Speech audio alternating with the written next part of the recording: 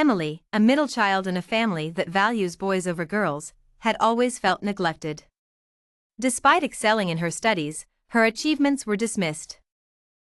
Dad, I graduated and got accepted into the best vocational college in the city. Her father, unmoved, sat on the rooftop smoking, his face hidden behind the smoke. Emily, your brother has lost a lot of money in business, and your younger brother will soon take his high school entrance exams. They both need to start families. Your mother and I have decided it's time for you to get married. You should drop out of school and come home to prepare. Emily felt a wave of fear and anxiety wash over her. She nervously twisted the hem of her shirt. Dad, I'll go back to school to handle the withdrawal procedures and then come back. Her father stared at her with half-closed, cloudy eyes before sighing deeply. All right, go ahead. That night, Emily lay in bed, unable to sleep. Her mother came in, supposedly to keep her company. Your father said you agreed to get married. We've raised you all these years. Tonight, I'll sleep with you. Emily knew her mother was there to persuade her on behalf of her father. This decision pushed her to plan her escape. Early the next morning, she returned to school, not to withdraw but to escape. I didn't dare tell anyone about this, not even my best friend and roommate, Sophia. I was afraid of being laughed at, afraid of the shame, because father had married me off to the neighbor's son for $1,000,000 yuan. I had heard about the neighbor's family since I was young. Their nephew, who was 11 years older than me, was 29 this year. His family had assets worth millions, and he wasn't bad-looking. The only reason he hadn't found a wife was because he had a mental disability. After much deliberation, a thought crossed my mind, to seek help from Joshua. He was my second good friend, although we were online friends. I always felt he was a good person. He had once pursued me seriously, and when I declined, we agreed to be good friends. So, I always thought he was a decent person. I didn't know why, but in this critical moment, I thought of him. So, I told him the whole story to see his reaction. You need to escape. I'll support you and even provide you with travel expenses to find me. Knowing he was also a student, I naturally let my guard down and went to his school.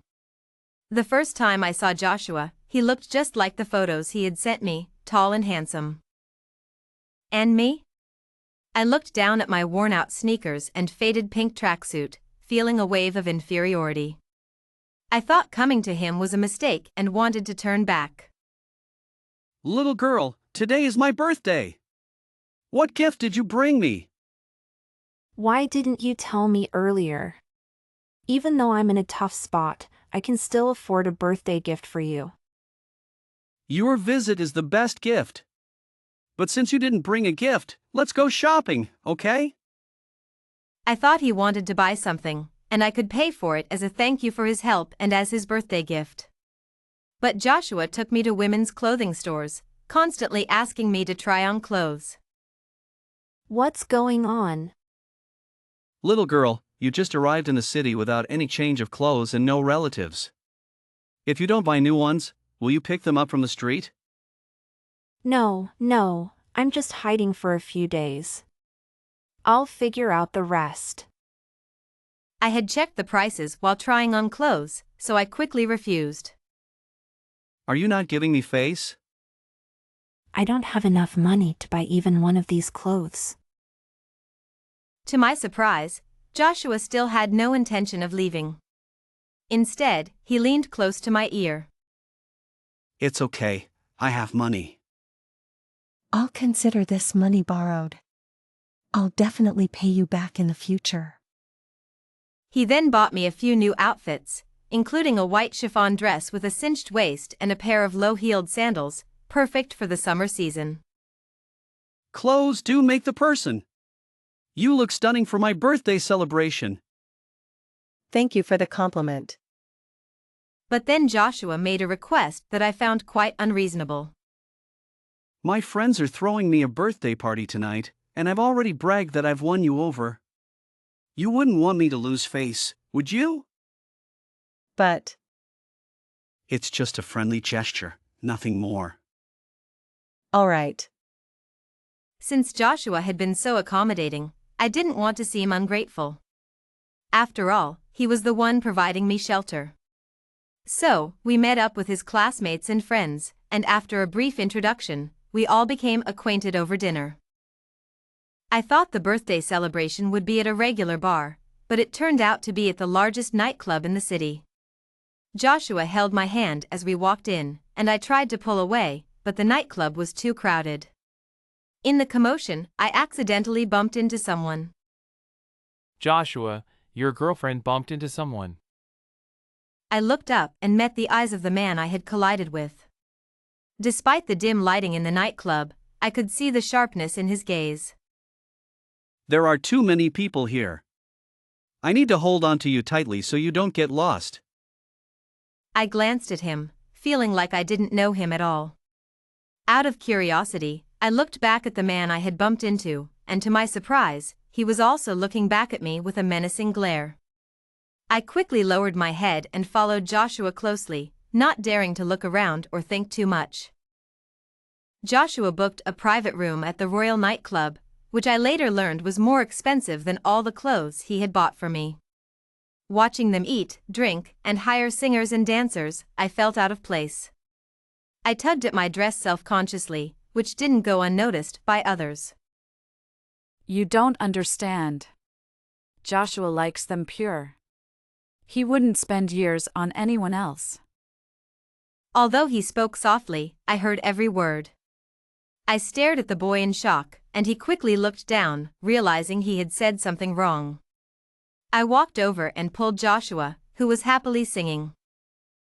Joshua, are you playing with me? Hey, pretty girl, who made you angry? Perhaps the alcohol had revealed his true nature, but Joshua, who was talking to me now, didn't resemble the polite young man I had met earlier in the afternoon. He lightly lifted my chin. Joshua, that's enough. I slapped his hand away. What's wrong, little girl?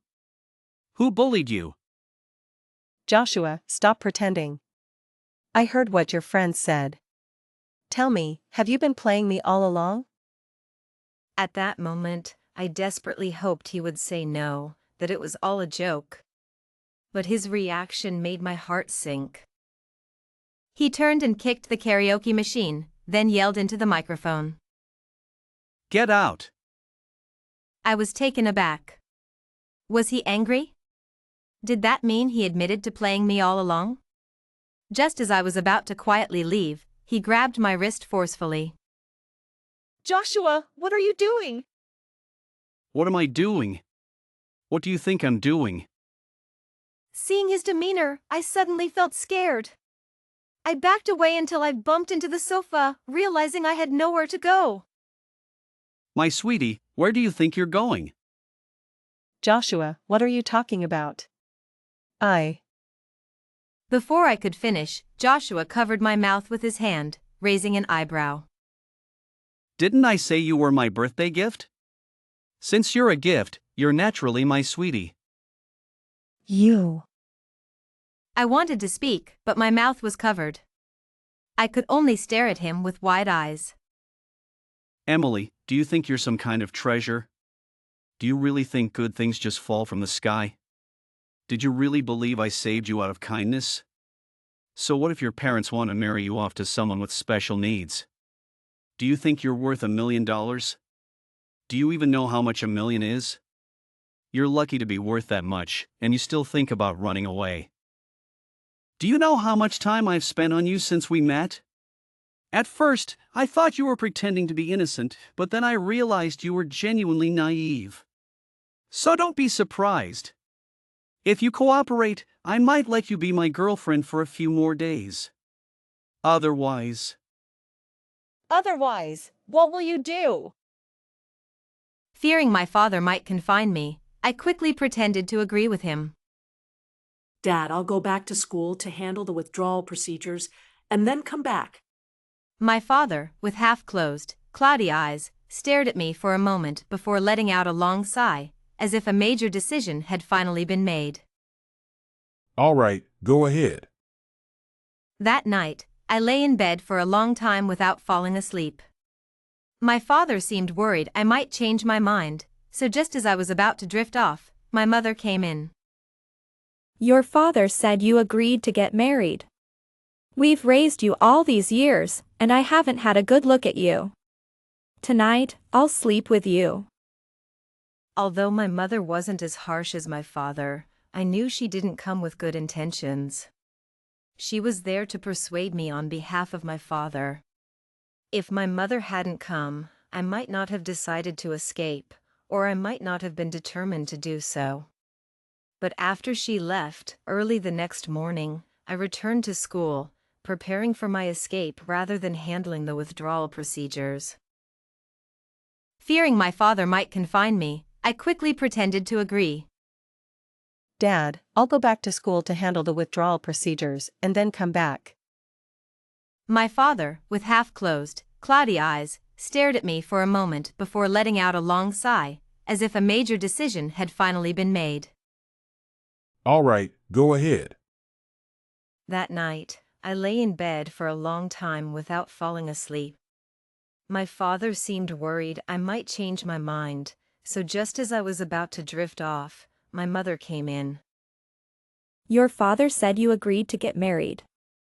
We've raised you all these years, and I haven't had a good look at you.